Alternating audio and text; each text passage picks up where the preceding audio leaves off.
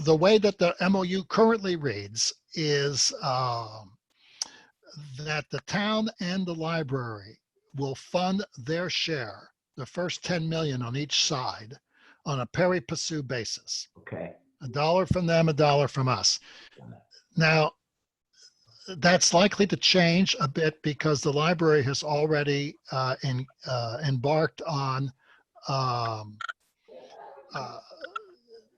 incurring certain expenses in order to prepare the final documents, plans and specs and financial cash flows and everything that they will need. So they're going to start coming out of pocket.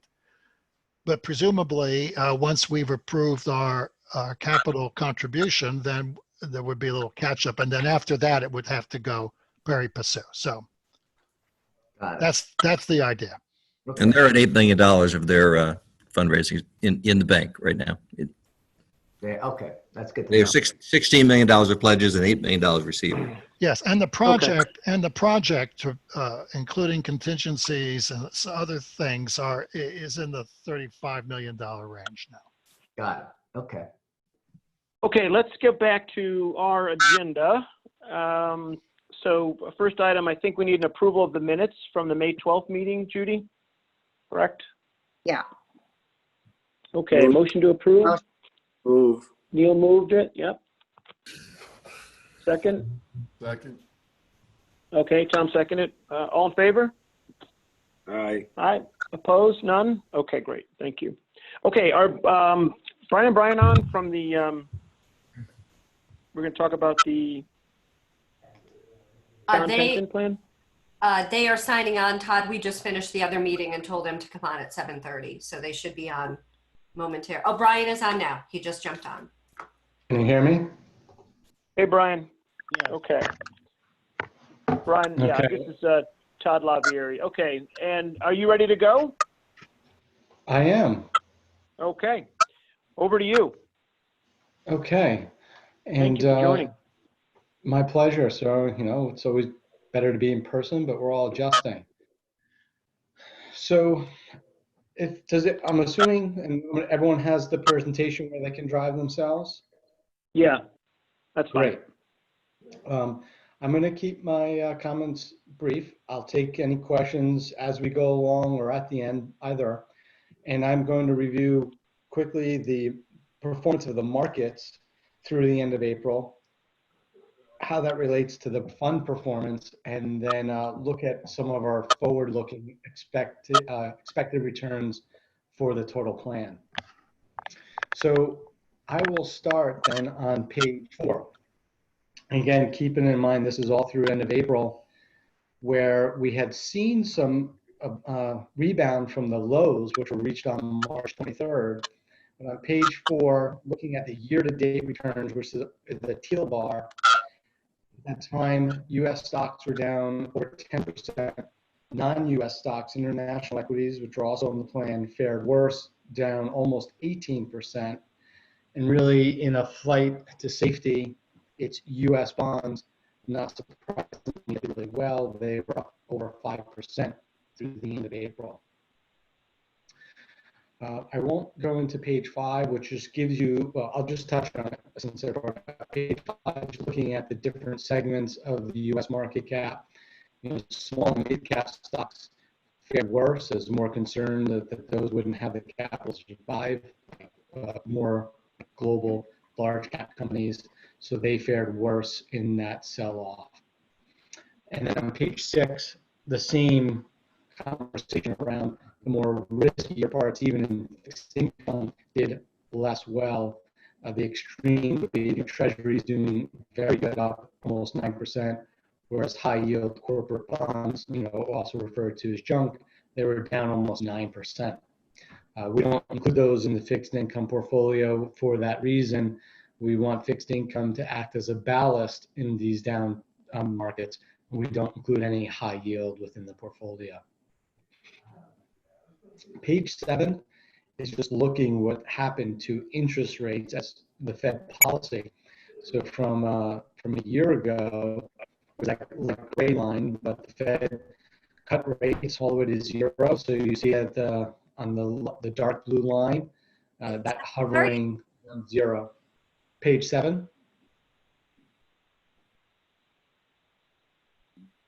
Amy, you're on mute. Yeah, Having, I took off my video in case I couldn't hear because of bandwidth, but Go ahead, Amy. yeah, I just couldn't hear very well, so I didn't know if it was my connection or. Yeah, Brian, I think it's yours. You're breaking up a lot, so maybe that's what it is. You sound better now. So Brian, okay, I turned off my video. for the fixed A little income better. portfolio, how far down the investment ladder do we go? Do we cap it at or triple B plus or double A? What is your cutoff?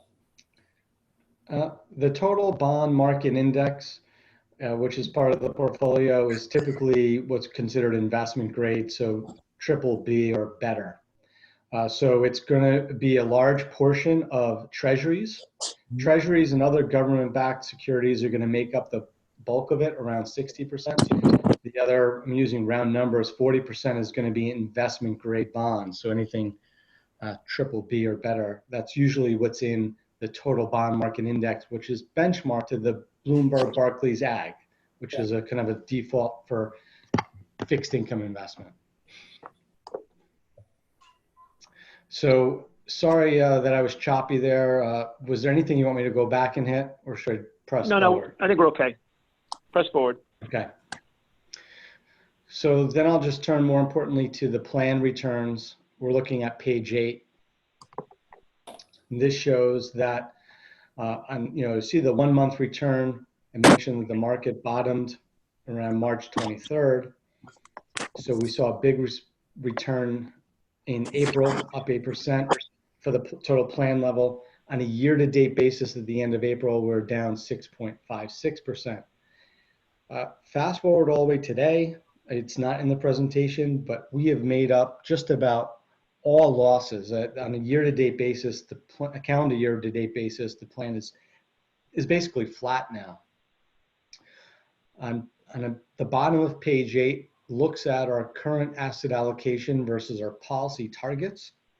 And just to update the board is we did rebalance the portfolio at the end of March. And that was done because we set guidelines around the policy benchmarks, which you see on page 8, of plus or minus 5%. We do that to stay within the risk framework that we set with the investment policy statement. So as a result of the sell-off, we were underweight equities by more than 5%.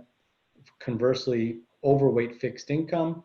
End of March, we sold fixed income and bought equities in order to rebalance to the policy targets. Of course, in hindsight, that worked out really well, just 7-8 days after the market bottom. And that's why you see US equities up a little bit more, up 1.9% against that policy benchmark. So being disciplined is a real key tenet of what Vanguard believes, of sticking with your asset allocation, and that also includes rebalancing. So not doing anything on the asset allocation is smart, but rebalancing is also a prudent move.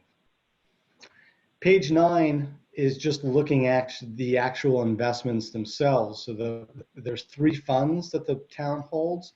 This is the same, whether it's the pension plan or the OPEB. So the total stock market index, the total international stock market index, capturing, just as it sounds, all market caps in there, emerging markets, and then the total bond market index. International equities have, as I alluded to in the first page, have suffered worse than US equities, but we still believe in having a diversified portfolio. Page 10 is showing the OPEB performance, which is really right on top of it, of the pension, because it's the same asset allocation. It won't match exactly because there are different cash flows for each of the 2 plans, but nothing additional to add on the OPEB, other than we also rebalanced that at the end of March. So we'll bring to the, just quickly on page 12, the Mildred Marsley Scholarship Trust. The returns, the asset allocation is just off by a couple of percentages, and I mean just a couple of percentage points So the return stream is generally the same as the two other plans. It's the same three investments on page 13, but the allocation is just a little bit tweaked more heavily to equities by 1.7% to be exact. So no additional comments about the Mildred Parsley Trust. It did not fall outside the policy targets of plus or minus 5%, so that was not rebalanced at the end of March. I want to turn to a different, any questions on performance? Okay. And then I'm going to turn to a different topic. That's just looking at the expected rate of return for the pension plan or the OPEB as we look out. And I'll start on page 16. Page 16, a quick question of, given everything that's happened in the market, how our views shifted? And the main difference, if you looked at from December to March, and we update capital market assumptions every quarter, we don't do it monthly, is the outlook for US equities and international equities improved from March versus December. So the orange dot shows there was a higher expected return if you look out 10 years as of March versus December. That's mainly a function of what the valuations were for the equity markets. If you recall back in December, we were still in a bull market. Valuations were a little bit more stretched.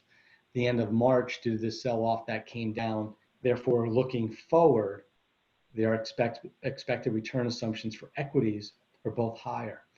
The converse is true on the fixed income side, where because the Fed cut rates to zero, and other central banks outside the US are already at zero, you could see the fixed income returns look slightly less versus a quarter ago. Roll that forward to what does that look like for the town of New Canaan? So I'm on page 17. So if we look at your policy targets and our return assumptions for those three asset classes at the top of the page, we are looking at, this is over a 30-year time horizon. The portfolio return distribution is in the middle. So the median or the midpoint of our return distribution says that asset allocation would be, we would expect a return of 7.3% over the next 30 years at the midpoint of our return distribution. The town's policy is set right now at 6 3/4. We certainly think that's reasonable in light of these expectations. With that said, we had a discussion just before this meeting that we'll revisit this and update this for our June 30th expectations, given the strong rebound in the equity markets. But as it relates to your return assumptions, I think that they are conservative and they're achievable. You're not reaching for return here. The last thing, just as a data point or a reference point, is on page 20. We looked at this analysis this time last year.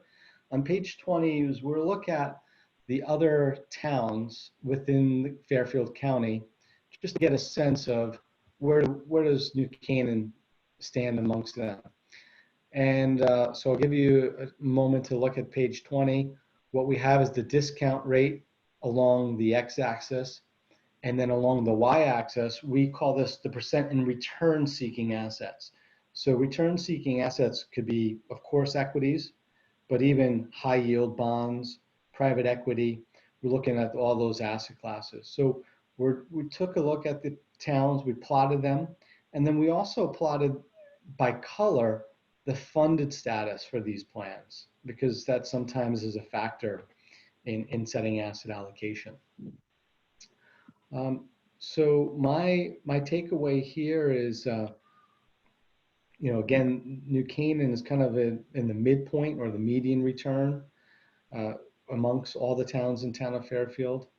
You have 4 towns with a lower asset allocation. If you're looking at like Brookfield, New Fairfield, Stratford, Darien.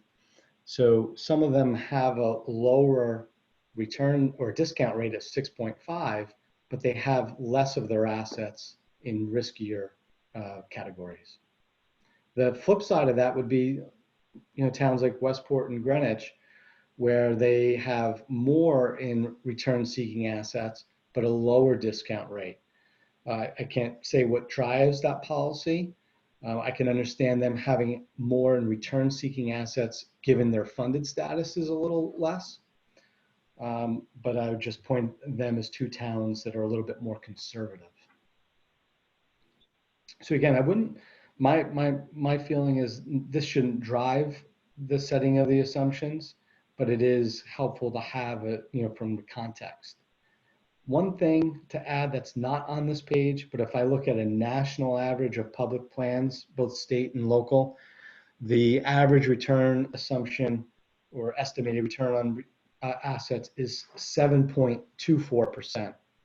So again, Town of New Canaan being conservative, I believe.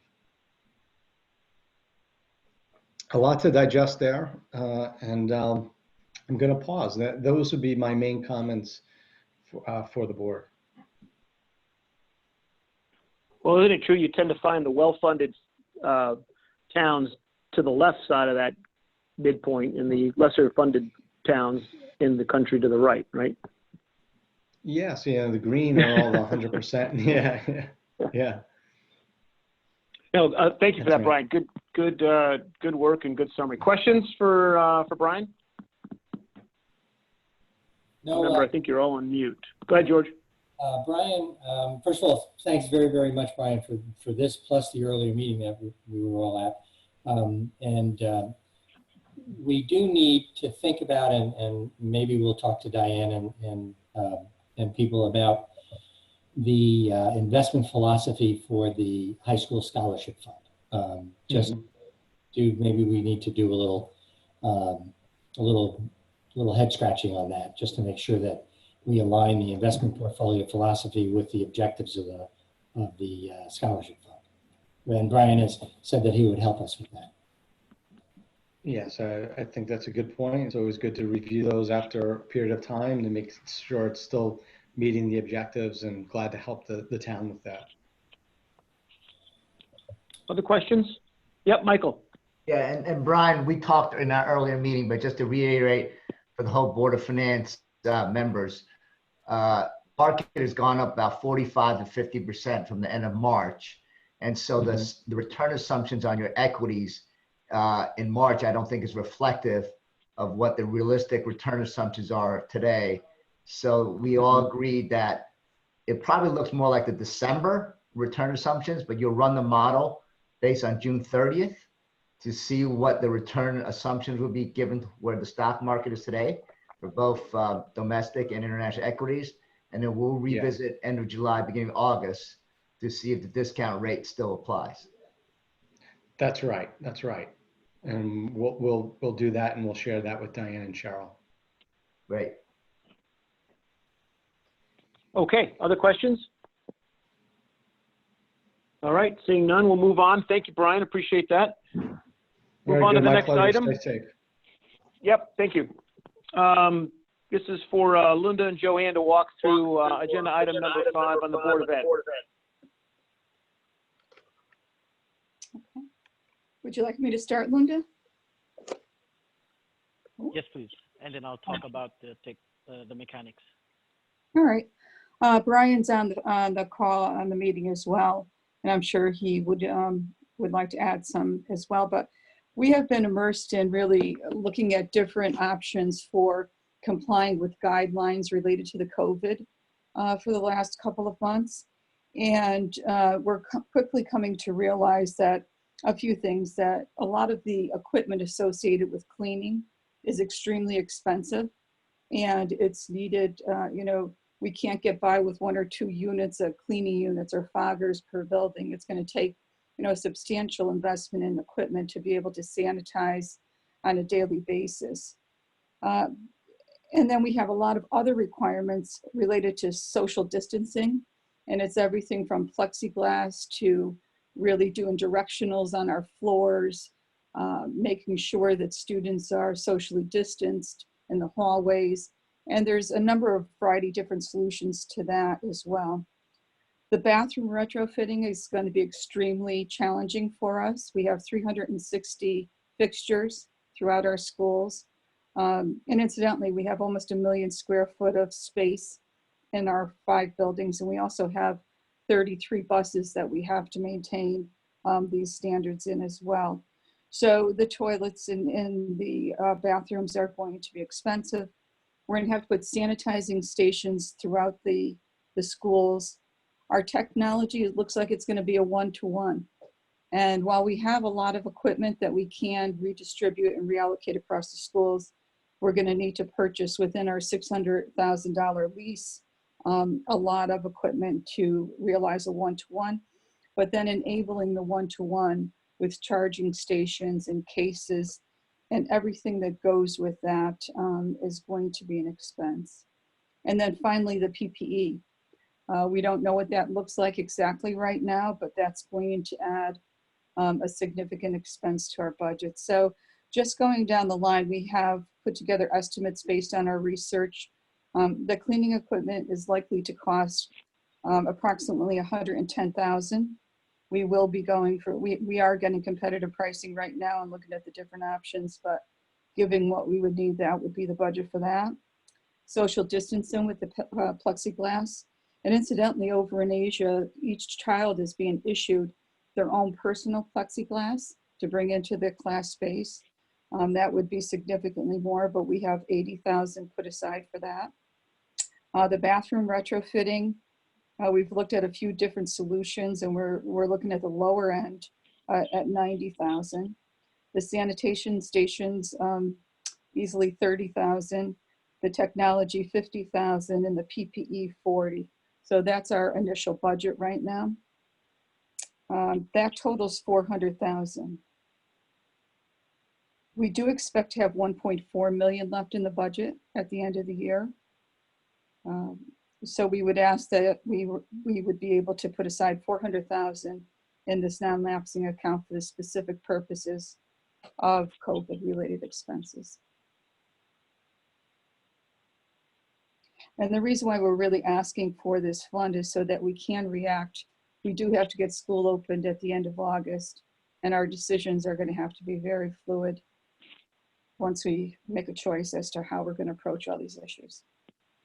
So maybe for the board, to put it in context, Linda, when this first came up, and we'll say though, Joanne, thank you for that. Although the amount is higher than that you had first thought, but I understand as you go back and look at all these items. So 2 things: the guidelines aren't clear from our understanding, although I think they're getting clearer. There are quite a few items that need to be bought, and as you can imagine, across 5 schools at scale.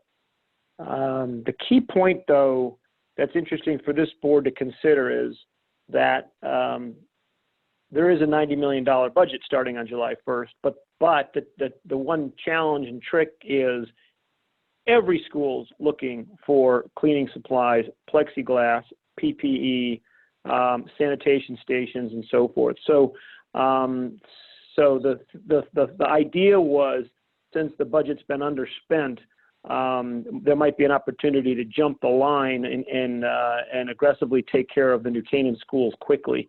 And that was one of the reasons why this came up as an opportunity. So Linda, why don't you explain what it is, and then I'm sure the board will have 100 questions. Sure. So Joanne and I met and had initial discussions on how we would do it, should the board approve it, and move it forward. And I also had a discussion with Joe Centofanti, our auditors, in terms of the mechanics. How would we do it from an audit standpoint, from a financial standpoint? When I worked for the city of Norwalk, we had similar arrangements with the Norwalk Board of Education where we would come up. And I sent this to you, Todd. There is state legislation that prior to June of 2019, it allowed Board of Eds to request from the funding, from the appropriation body, up to 1% of their budget from their unexpended funds for the year. And last year, that number, that amount changed from 1% to 2%. the legislation was updated. And so the Board of Ed can come to, in this case, the Board of Ed can come to the Board of Finance and request up to 2% to be rolled into a non-lapsing fund for specific purposes. And so they would come to you as they have in this case with the needs and so forth, and there'll be dialogue, and then whatever is approved gets moved into this non-lapsing fund. The mechanics, in talking to Joe, there are a number of ways that towns can do this. One way is by way of special appropriation, which is the way we have it now, whereas you don't create the fund, but the Board of Ed would come and request a special appropriation in each year that they need this for this funding to take place. Our charter has a process for a special appropriation, which comes to the Board of Finance, it gets published, and then it goes to the town council. However, that route removes the non-lapsing element of this request because if it stays in the general fund, then each year you have to make an appropriation for that amount. And the spirit of the legislation was that these funds go into a non-lapsing fund. And so in speaking to the auditors, we do have other non-lapsing funds similar to the tax-funded capital projects, where we transfer funds into the tax-funded projects and we spend out of that fund. And our charter allows for those to non-lapse for 2 years, and if they need more, they come back and request more. But this legislation doesn't have the sunset. However, the Board of Ed and the Board of Finance would agree on what items need to be presented, and I believe this morning we had a similar discussion with the audit committee, and Joanne, you can correct me. They have an identified list of things that they wish to procure, and if they don't use up these funds, if the prices go down or if they find that they have the need is less, they do not intend to expend these funds on this purpose, for this purpose. So our recommendation would be, if the board does approve moving forward, is the creation of a non-lapsing fund, and therefore of the $1.4 million that the Board of Ed does not expend, we would transfer however much you approve into this non-lapsing fund that we will create for the Board of Ed. All of their expenses, as they do now, they do run through the town's financial systems. They get audited. All our funds get audited by our auditors at the end of the year. And in discussions with Joe earlier this week, in anticipation of this item, that's the way that both of us recommend moving forward, should you approve this.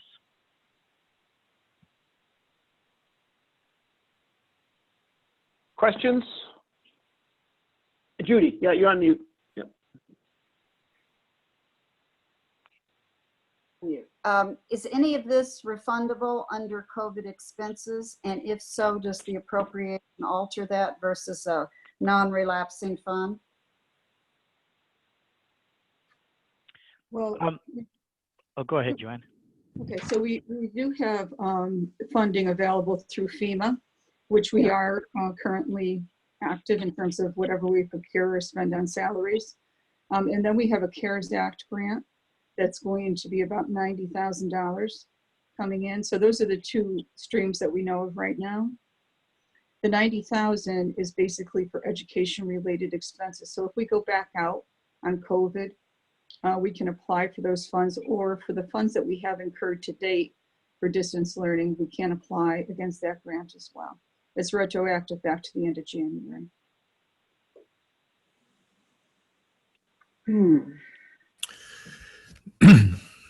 There's another piece of that. Chris? Oh, go ahead, Kevin, and then Chris. Yep. Yeah, there's another piece of that. So the state of Connecticut has been given, I think, $1.38 billion under the CARES Act to reimburse state and local expenses. And the state has indicated that you have to apply for the FEMA funds first, which are available for 75% of expenses, and the education expenses. And I think it was $40 million that all towns and cities, including boards of eds, claimed they had expended or estimate they're going to expend through June 30th. So it looks like there's plenty of state money in the $1.3 billion to reimburse towns and cities for the expenses. So I would think that all of this $400,000 is probably going to be reimbursed. My own guess. Yeah. Wait, Chris? To our Who- thinking, who had their oh, hand up? I'm sorry. Go ahead. Go ahead, Brian, then I guess Chris had a question. I was only going to say to our thinking a little bit, that's as we kind of weighed pros and cons, that reimbursement piece seemed like another good reason to consider having this non-lapsing account that's sort of separate, so that that when that reimbursement does come, it would just wind up going right back into the town operating fund.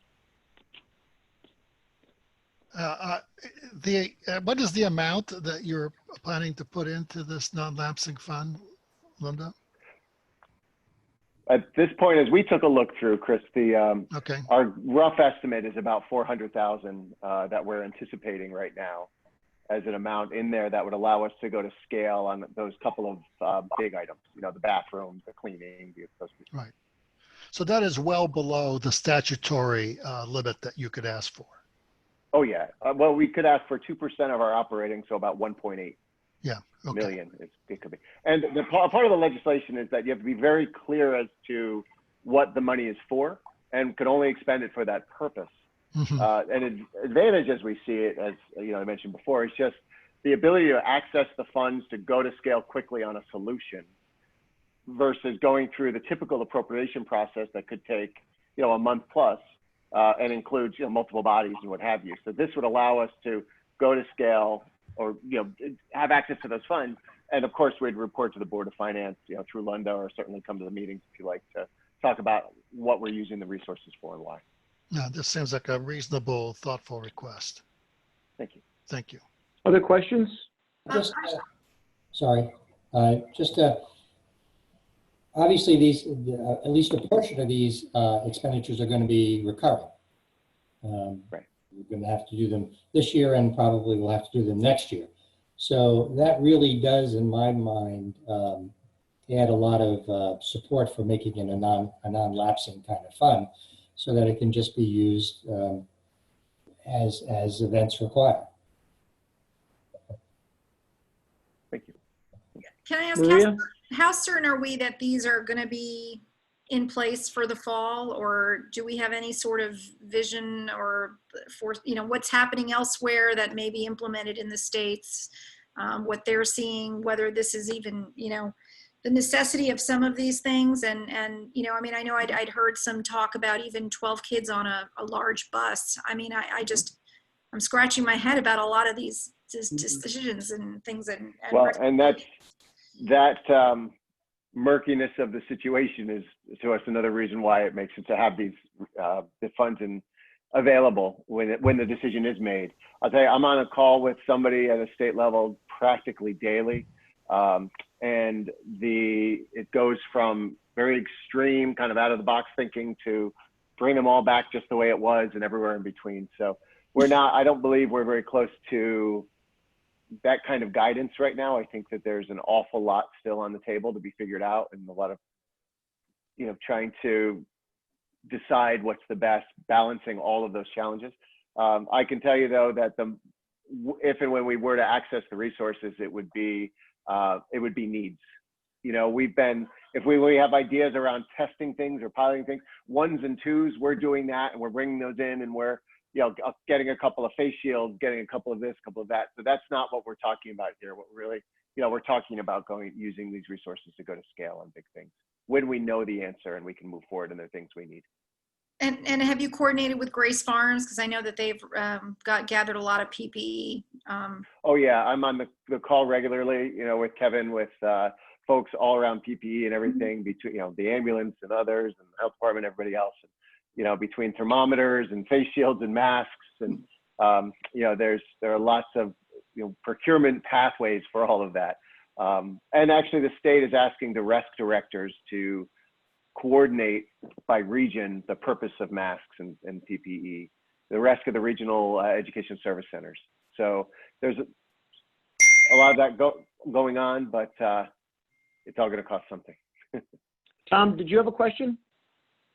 Yeah, I did. I was just going to ask, as an administrative matter, if Linda or somebody can just talk the board through the process by which it ultimately would lapse. In other words, if we agree to put the money in and it's fine and it's there and it's available, but if not all the money is ever used, I understand the idea of, well, we don't want it to lapse, so it's there and it's available. But at some point, do we all have to get together and then put up our hands to say, yeah, have it all go back now to the general fund? What is the process for that? Right. So we would obviously confer with the Board of Ed, and they will let us know that they're done with these expenses. The process of moving the funds back in and out of any fund initiates with is approved by you. So we would bring forward a request to transfer the funds out of unexpended funds from this fund back into the general funds or back into so they would be applied towards the fund balance if that's what we choose to do. But that would be the process. It would come back to you for that to happen. Okay. Hey, Todd? Michael? Yeah, Brian, yeah, please reach out to me as Maria says. I don't think Grace Farm's been contacted yet, so it might be still somewhere in with Kevin or whatever, but we do have great rates for PPE that we've sourced, and we would love to help you get the lowest cost for PPE. And I know there's a transition right now in the EOC, but Mike Hamler had worked with us on getting the lowest cost for masks. So we'll be happy to help the school Great. out any way we can, Brian. Great. Thank you, Michael. We'll definitely reach out. I'll get in touch with you directly. Thank you. One question I have, is there an alternative to this? In other words, is there I'm not sure the guidelines are set. I don't think we all know what we still don't know what we don't know yet.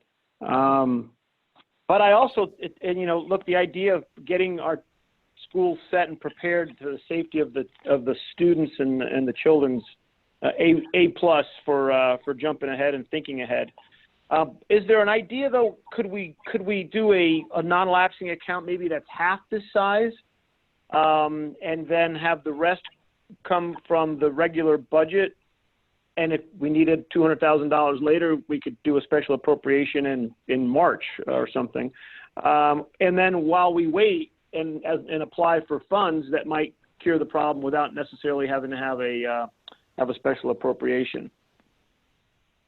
Because you always have that fallback. We could always do a special appropriation later, and we may not need one later if we have funds that are coming in as you and Kevin just described.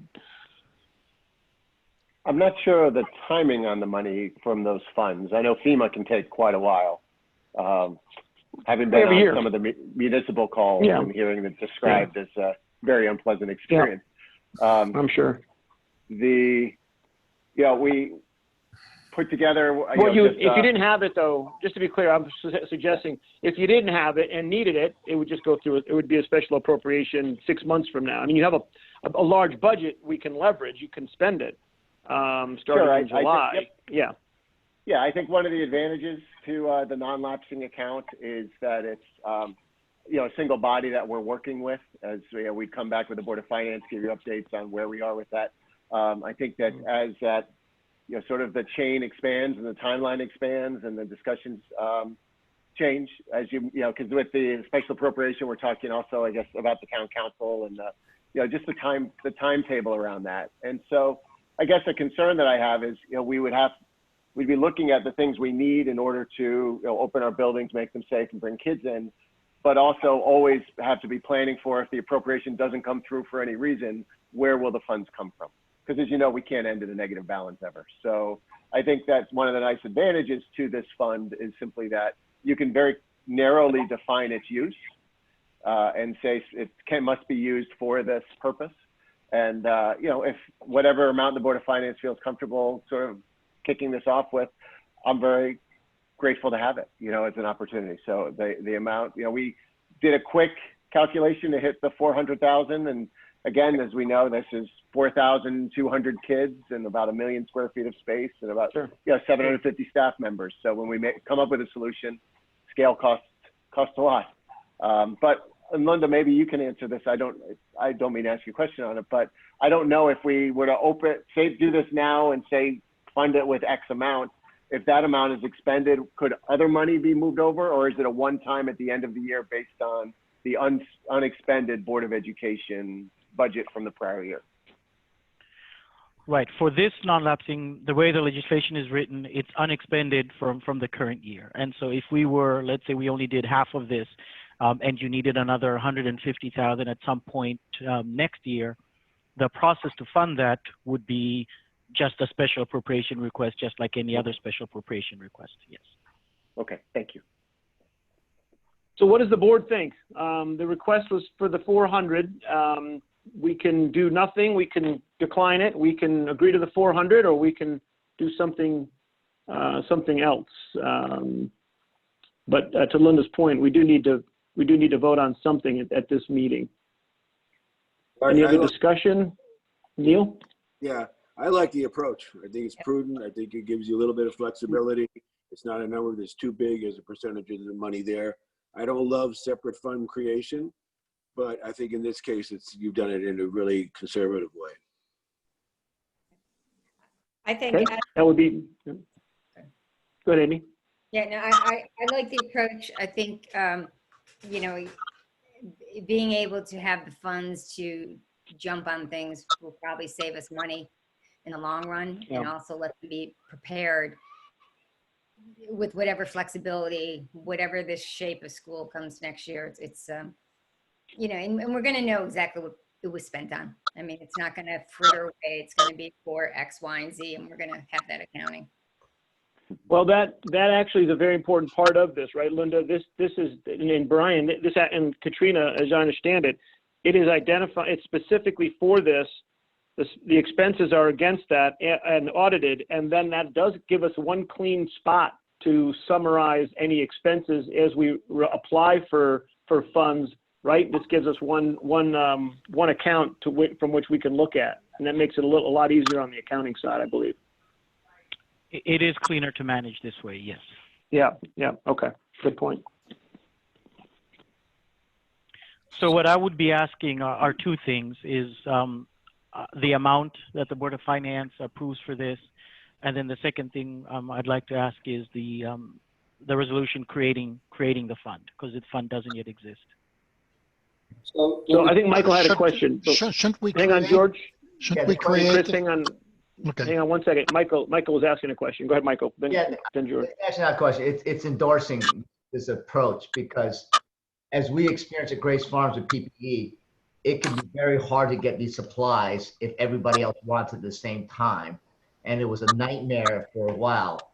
We were able to get some stuff out, but given our experience, I think Brian and Katrina and the board has the right approach to start looking for it now. If all the other towns and all those schools are going to want it in August and July, prices could go up. It would be much more expensive. So I like the approach of being proactive and trying to get these resources now. If they spend less money, the savings comes back. So I think it's a great approach. So I pretty much endorse what Michael has said, and I really like the structure because it gives us real clarity. And at the end of the day, whatever is needed by the Board of Ed to make sure the students are safe, it comes back to the town anyway. So Linda, in that regard, are you thinking of establishing a similar kind of accounting clarity for town expenditures for COVID so that we can go back to FEMA and then to the state? On the town side, we've actually already done that, because on the town side, we spend COVID expenses in the general fund. So we created specific accounts COVID related for part-time, overtime, and supplies, and we already have that, and that's what we use for reporting purposes. And I believe the Board of Ed has done similar, because that's what we did when we sent our year-to-date expenses to the state for their projection. And so on our side, we don't use a non-lapsing fund. They're just part of the general fund. And so when we get any reimbursement that we will get would be credited to the general fund. And that's how our auditor recommends.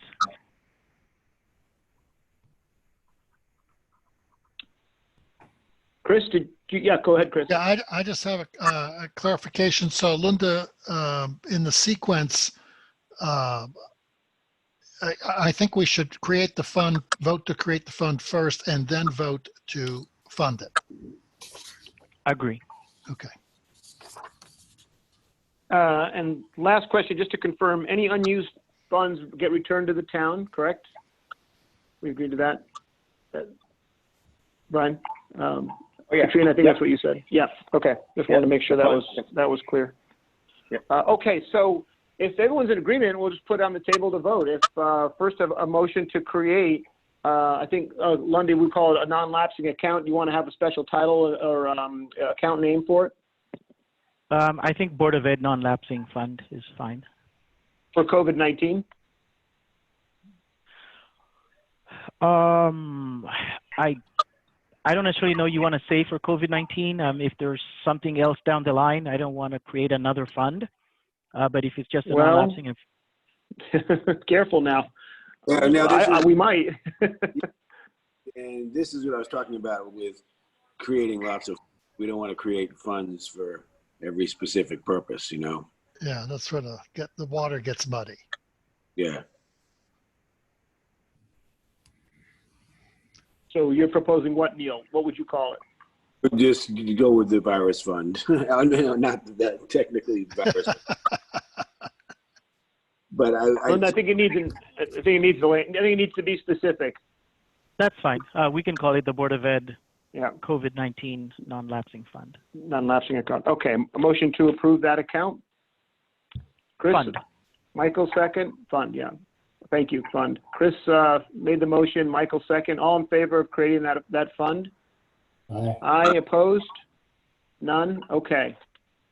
So now a motion to approve, to fund it at the request of $400,000 for the items that were listed, including sanitizer, cleaning equipment, plexiglass, masks, etc., PPE, social distancing things. I believe the amount requested was $400,000. So move. Linda? Well, George? can I just ask a question? So is the description of eligible uses, is it a including but not limited to? Or is what we anticipate encompassed within the universe of what Joanne described? Yeah, I thought, Joanne, you were saying as examples, but not limited to, partly because we don't know what the guidelines are all going to be over the next few weeks. Is that correct? That's correct. I mean, you know, one of the things that might happen is we may need to hire a mover for $25,000 to move desks and chairs and equipment around the district. So, you know, things are still fluid within the guidelines. Yeah. Right. Another Okay. example would be partitions. If we have to split up a cafeteria and make it into classrooms in order to spread out the kids more, you know, there's, yeah. So, but the boundary around it would be every dollar out of it would be a COVID related expense. So it's all about solving that problem. Yep. Got it. Okay. Thank I you. think we All have right. a bunch of leftover dividers hanging out at Berwin House, just saying. Oh, Okay. And Okay. hopefully, we'll One we'll green go there first. and hopefully this would include the cost of dismantling all this when it's all over, right? We've already, Amy, we've already used those for the town. Okay, so Oh, we had a the divide. motion for the $400,000. George may set the motion. I need a second. Second. Someone second. Amy second. All in favor? Aye. Opposed? None. Okay, so moved. So Great. last question for Linda. This is next year's accounting. How are we spending? Yes, because these are our year-end funds, and so these funds Okay. become available to be spent July July 1. 1st. So the way we would do Well it done. is at the end of this year, they will be part of the assigned fund balance at the end of the year, and we will transfer it July 1. Okay, and these are from the savings. Okay, very good. All right, thank you. Thanks, Brian, Katrina, Joanne, great job. Thank you. Thanks for jumping ahead of this. I mean, safety first. This is a great idea and suggestion to get a jump on this and take care of the kids quickly and students. So I applaud your proactiveness. Thank you. Thank you. We very much look forward to the day we can come back and say, here's the solution. And here's what Yeah. it costs. Good Lord. Thank you very much. Okay, thanks, everybody. Okay. All right, over to you, Kevin. Thanks for the updates. Okay. I'll just make a few remarks. As I reported on the outcall tonight, there are results from COVID testing to date. We've tested 1,260 people that we have results for, and we have 0 positive COVID cases, and only 45 of those 1,260 have antibodies, which is good news and bad news, because obviously most people in town that have been tested haven't been exposed. I should emphasize too, the 1,260 is all town hall employees, all first responders and their families. We've had a number of other selected groups. The Board of Ed had a number of people tested, and then we have 2 weeks of resident testing. So those are good news and bad news. The bad news is we have very few people that are immune, but the good news is we haven't had a lot of community spread since February. I mentioned, well, yesterday we selected the contractor for the CHP project at the sewer plant. And good news also was that Eversource decided they will give us the hookup for 1,000 feet of gas pipe for free, which doesn't always happen, but because it's a CHP electric generator, and they also, we don't get charged for distribution of gas. When they give us gas, we just get charged for the product. We also, I don't know if Tiger, if the RFP went out today, but at the advisory committee yesterday, we approved going forward with a solar RFP for West School roof, Saks roof, high school roof, and sewer. What's the name of the building? Tiger, the sewer plant. Wastewater treatment? Control building. Yeah, control building, and possibly in partnership or in coordination with Waveney Care Center and also the YMCA. Although that's not definite yet, and we hope to get results back in 2 or 3 weeks and be on to the West project with haste, and with Saks, if you approve the reallocation of funds for the Saks partial roof. And the high school, we have multiple choices to where to put the solar. So that's moving forward, and I'm working on a new public safety tower in town, and we'll have news about that soon. And I was very pleased to have hear the news that Bankwell is moving their headquarters to 258 Elm Street, which is the Covia building. And the new owner of that building is very happy to have a long-term tenant. Bankwell plans to bring 50 or 60 employees from their other offices and sell a building in other towns. And so it's good news to have Bankwell as a anchor publicly held business in town. And I'll make some further comments later when Linda gives the financial update, but be happy to answer any questions. Okay. Thank you. Questions for Kevin? Okay.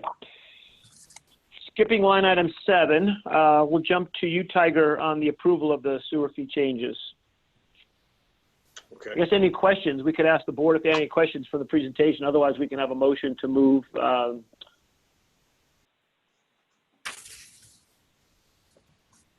No questions, anybody? Tiger? Okay.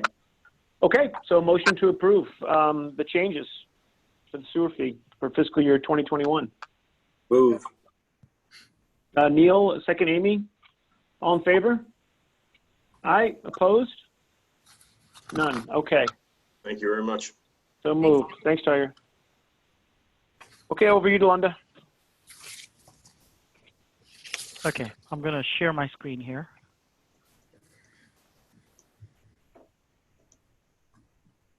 Can you see? Yes.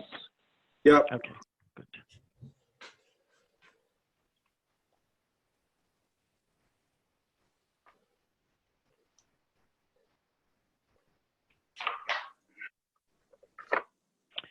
Okay, so I'm going to start with this one-page summary. This is a new report that we've started to do just since COVID, just to kind of show what our year-end projections.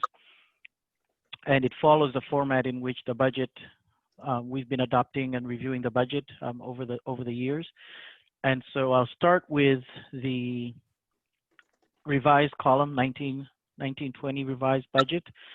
So you see that the total budget, and this is the same format that you saw last month. So our total budget that was adopted was 151.9 million. The 151.9 million included the assumption initially that we would need to do a special appropriation to increase the budget for the town health insurance for the 1 million transfer. You'll see this, the revised is at $5.7 million.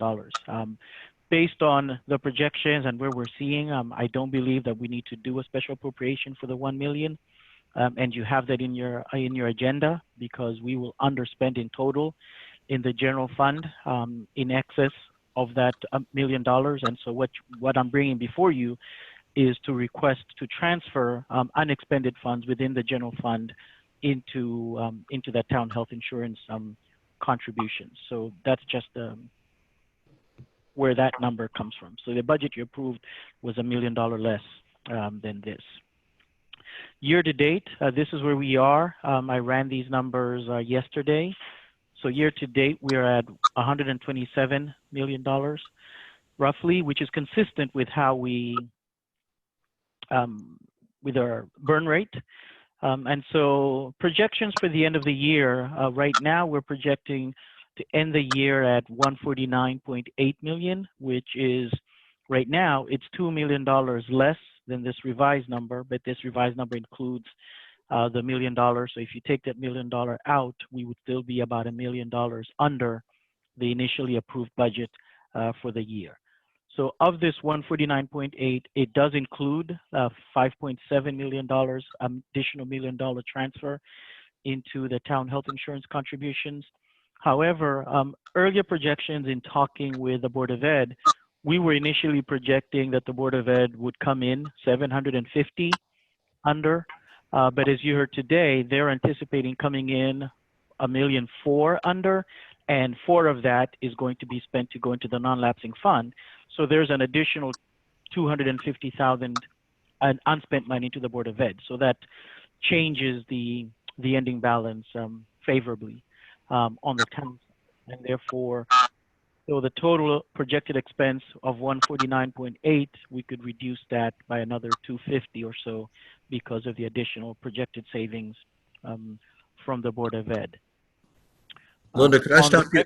Linda, can I stop you there for a second? Just to go back to so the Board of Ed said they're going to be coming in at $1.4 million under. They've spent how much with COVID-related expenses and they estimate the total will be through June? Is it 300 or? It was a little, just under 300. And they got a $90,000 grant from the CARES Act directly. So I'm just wondering if the $1.4 million is net of the 300 on no, COVID. actually, the way that they track their funds, most of their COVID-related expenses were in their food services. You heard Joanne talk about their Meals on Wheels program, and that food service account. It's the Towns of Meals on Wheels program. Keep in mind that they have their student meals program, and then they took over for us and are doing. One thing people ought to realize is in an emergency, the Board of Ed resources come available totally to the town, and so they've done a number of things to support the town, such as if they were going to provide shelter space. So the Meals on Wheels program, they've been spending the money out of their budget. We haven't transferred money over there. I mean, it's actually Meals on Wheels. Ordinarily, we make a $20,000 grant, $40,000 grant to Meals on Wheels. But the overall cost of the program is a nonprofit 501c3. So there's a lot going on here in terms of the COVID expenses that we hope to get reimbursed for. Can I just add one quick thing, Kevin, if you don't mind, Linda? Yeah. The food cost, Meals on Wheels are free reduced lunches that we've been delivering, the grocery deliveries we've been doing have actually been coming out of the cafeteria fund, not out of our operating fund, because that is a separate fund. So about 2/3 of that cost, I think, that we've spent about. Linda, you have the numbers probably more accurately than I do, but I think that about 2/3 of our total has been out of the cafeteria fund. Right, and that's my understanding from Joanne, that those COVID-related expenses, 2/3 of what was presented is not part of this number here. It's from the cafeteria fund. Right, and when we talk 1.4, that is net. Anything that would be out of the operating, that's net the other costs that have had to come out. Yep. Thank you, Brian. Thanks. Sure, thank you. And then the next page is just showing year-to-date revenues and year-to-date revenue projections, and also where we anticipate ending with the fund balance. And so year-to-date, total revenues of 148.3. We're almost close to the end of the year. This is typically where we would be. We anticipate possibly another 300,000 by June 30th. A chunk of that is tax collections, and you'll see here that of the $139 million budget, we've collected $140.2 million. We did send reminders in May for the delinquent taxes, and so we did have a spike during the month of May and beginning month of June, but we anticipate that we'll get to about 140.3, consistent with history. Our prior year tax collections, you see that we had a budget of 350 year to date. Tax collections have been performing well. Prior year taxes, we're at 703, and again, that is with the May reminders that went out. We're pretty close to 100% of that. And so we'll be collecting about a little over 700,000 in total. Our investment income, so far, we're at in excess of $1 million. We'll probably end close to $1.1 million. We have received our educational cost sharing. When we initially budgeted for this, we were conservative and we budgeted 75%, which is the 271 that you see here. We've actually year to date received 369, which is the full allocation from the state, and therefore we're slightly ahead on that one. And then all other revenues, miscellaneous revenues that we receive from various fees that we charge and permits and so forth is 2.2, and so that's close to where we will end by the end of the year. So those are the revenues where we're performing slightly ahead of budget, which is historical. The other ones that we're not doing just because of the impact of COVID and interruption to businesses are tipping fees. We had budgeted at 445 year to date. We're at 320,000. So our tipping fees are going to be slightly below what we initially budgeted. Our excess cost grants, we estimate $1 million. This is our being reimbursed for cost of outplacement of students. We've received 957 from the state, which is our full allocation. So it is slightly below $1 million, but this is typically what we get. You'll see that last year we got 917, and the year before we got a little over $1 million, and therefore we budget $1 million. But ballpark, that's where we will end this year. Our building permits is one that I mentioned at the beginning. We were beginning to see a hit.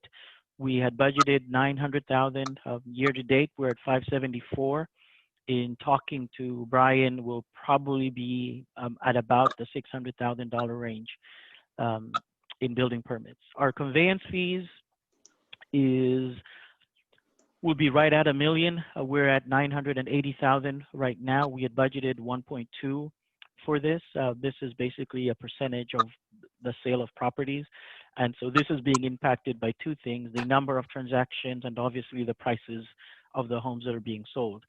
But it is trending better than we had initially anticipated when we started monitoring this at the beginning of the year.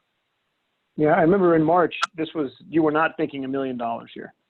No, we weren't. And I had conversations with Claudia. I think initially we were thinking 900,000, and we've just been witnessing a lot of properties transactions that are taking place. So this is really positive for the town. And then the big one we talked about last week are parking permits, fees, and tickets. The big chunk of this 1.3 million budgeted revenue for this item, about 600 of that is the commuter lot parking. We typically get May, June, July is when those revenues come through. Typically May and June, we get about 450, 500,000. This year, because of COVID and the interruption in people commuting, we did not send those May billings, and therefore that 450,000 that we typically collect in May and June, we're removing that from the projections this year. So we do see a decrease in terms of projections. So overall, our total revenue. Linda, can I stop you there just to embellish that a little bit? So, since people have not been parking part of March, April, May, and June, we're going to go out and renew the 2020-21 permits with a partial year fee. We have to decide if people are not going to be parking in July. It's not clear when commuters are going to start going back to New York. It's not really fair for them to not get reimbursed for the at least 3 months, April, May, and June, for this year that they didn't park. But it's a significant amount of money. Same thing with the business lots downtown. People have not been, for 3 months been downtown. We're taking a hit on meter revenues. We have transferred one of our parking department employees to Public Works. To the Parks Department, and So we're trying to reduce the expenses of the parking department. But we are taking pretty big hits on the parking. The question is, we've agreed to have free parking for the business lots downtown, shopping lots, for the month of June, now that they're back in operation. And I would propose, this is a Board of Selectmen decision, I would propose that we continue the free parking through June and July and August. And we wanted to experiment with free parking anyway to try to train people to park in the parking lots, and only have business parkers pay permit fees in the downtown lots.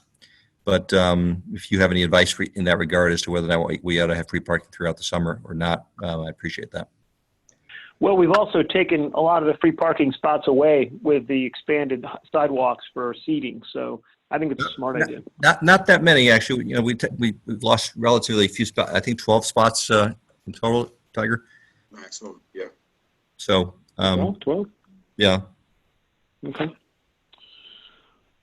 But we're not charging for meters, and we will do the same thing with the business permits. There are business permits now, and I think 40 of them or more in the Park Street lot and the Morse Court lot that we would prorate the fee for next year when they renew, to give them credit for their April, May, and June, and possibly July. Do you have an update on the lost revenue and expense reimbursements we might be None. filing for? None. They made clear that lost revenues are not part of the FEMA or the COVID coronavirus relief fund to be reimbursed. That would be a huge number for all the towns and cities in Connecticut.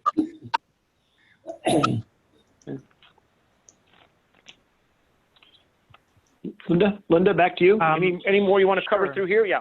Or other questions? by the No, board? that's pretty much it. So we're projecting to come in total revenues of 148.6, which is about 685 or so higher than budget, and therefore, last year this number was almost $2 million over budget, and therefore year to date, when you take revenues and expenses, we're looking at a possible drawdown of the fund balance of about $1 million.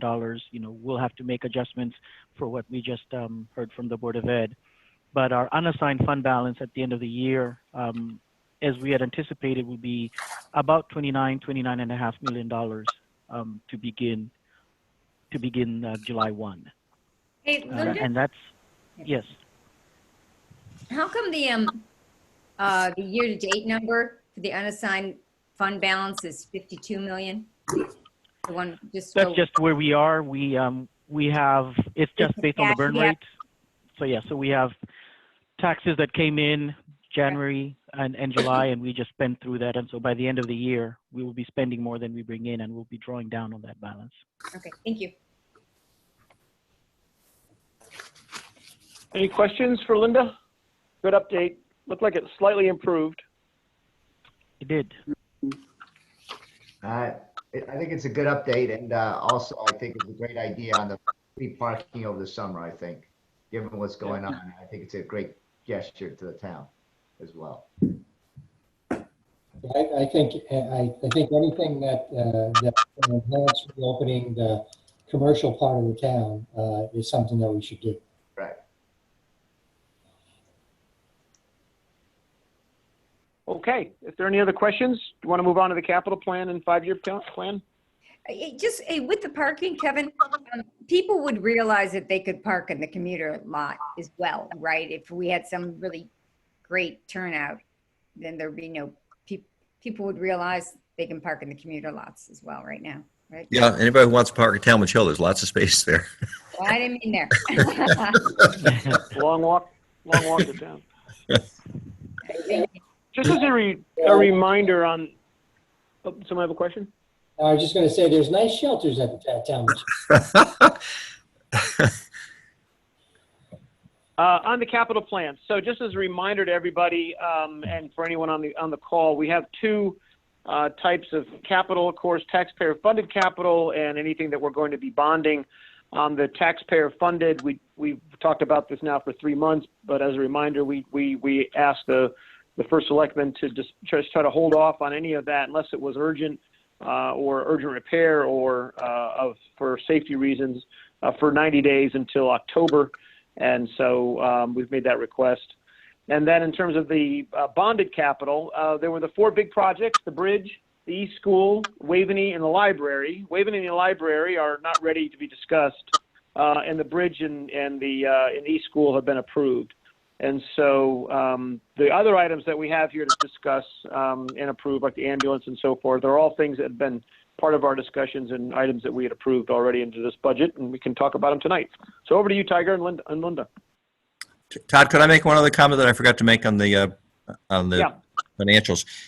We have an advisory group that's been meeting weekly, and I'm getting the sense we'll know definitely by July 1st that we're probably not going to have nearly as much of tax deferral as we might have anticipated. So in terms of cash flow concerns, I think we'll have a much better reading by the July meeting.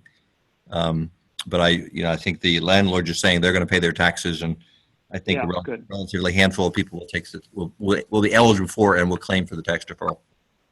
Well, they're due August 1st, so I don't know what we'll have for the July meeting, but we should have a sense, I guess. But we'll know for sure by early August, right? No, they're due July 1st. Oh, they're due. I thought they were due August 1st. No, you get a 30-day deferral automatically, but their 30 days is being extended by another 60 days to get to October 1st. Yeah, gotcha. Okay. But they're due. Very good. Most anyway. Yeah. Okay. All right. Good. People have to file their claim. People have to file their claim for deferral by July 1st. Right. Good. Okay. We will see. All right. Over to you guys. Thanks, Kevin. Sure. So what I have in front of you is the FY21 proposed projects. As you know, the tax-supported projects, these were already approved when you approved the operating budget, and therefore we have a list of projects that are recommended for bonding based on the discussions we had earlier during the budget. And so currently this list, the bondable projects for this year are 14.1, but again, some of these projects you already took action on. And I think the next item when you discuss the bond resolutions is how we move forward with these projects. The resolutions basically do 2 things. One is they actually create the appropriation for the project, which is what you've already done for the tax-supported projects, and then also create the authorization to bond those projects as an option moving forward. And so, Tiger, I don't know if you had anything else on the 21 projects on the 5-year capital. Nothing to add, no. Okay. Well, there's 2 things to discuss, although I guess it comes up in the resolution. The library's in there for $2 million. That could change as we evaluate the library project, and how and when to fund it, given the low interest rates. And secondly, Waveney House project, which Todd, I understand you're not going to take up tonight, but you'll defer to July. But Tiger does have some input on the decision whether to defer that. Right. Well, let's not jump around. Let's do it in order. Just, if you don't mind, I guess the first question is for the team. Is there any review of the capital plan that on the 21 projects anyone has any questions on? We've gone through this and obviously we approved it. On the 5-year plan, did you want to go through the 5-year plan first, or do you want to just spin through it, or do people have any questions on the 5-year plan? There's always a question as to what you're really committing to, Kevin, I think, when you vote on these things, right? So we're not spending the money. Keep in mind, the 5-year plan is acknowledged because it's the residual of the request. The charter requires departments to estimate their future years, but it's by no means your budget. It's just that's right. Exactly. Because of the facility dude, we've got a lot more numbers in there than perhaps we used to. But in some cases, the numbers may not be very accurate, but it really is the kitchen sink. So acknowledging it is certainly not a budget document. It's just it's not quite a wish list, but it's more of a facility driven deferred maintenance list.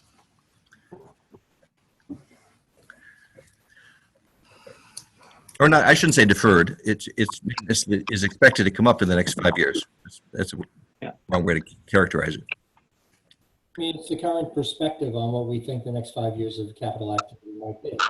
Yeah. You know, I don't think we used to have some other tools to estimate future years, but now the facilities do it as a schedule for the next 20 years, which is depressing if you look at all the numbers, but it's not.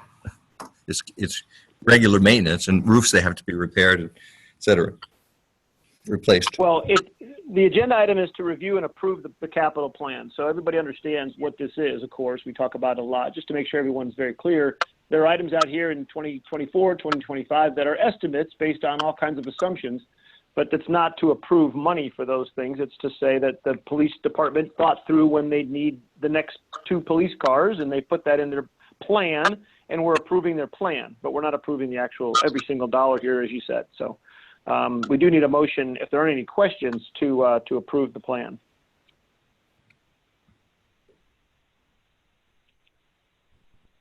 Any questions, feedback?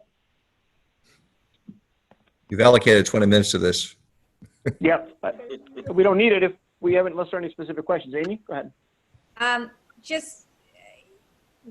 Well, like the two elephants in the room we're not talking about right now, 'cause we're going to think about it. And Kevin, you had said something along the lines with the Waveney about Tiger weighing in on it, which is legit. I just I know the Waveney info in estimates, unless I missed it. Have we seen kind of the drill down estimates from the elevator and that type of stuff yet? Or we just, and I'm happy to push this off till July. So I'm just you had mentioned it, so I'm just No, but Tiger has a reason we should discuss it tonight, because we have a bid for the first phase, which was in this year's capital budget, and the bid is only good until the end of June, and so we have to decide. And that's Let's talk about it. Okay, just to be clear, 2 things though, guys. We do need to approve the plan. I'd like to get that done. Obviously, we want to talk about Waveney in the library. Just to review what we've discussed and approved in the past, we are not going to approve money for the library without an MOU. We don't have one. That's why we're not going to talk about it. We can talk about it, but we are not going to be funding it or anything like that tonight. We can have follow-up questions, of course, on it, but it's not ready. As it relates to Waveney, we've said multiple times, without a strategy for that building, it's hard for anybody on this board to get their head wrapped around spending $2 more million. And so, and with COVID, as we discussed in February, March, and April, we're not even sure we can have the building open and using it. So we can close it. We don't have to be ADA compliant for a closed building. So I want to be clear, without a plan, that's why it's not on the agenda to be approved today.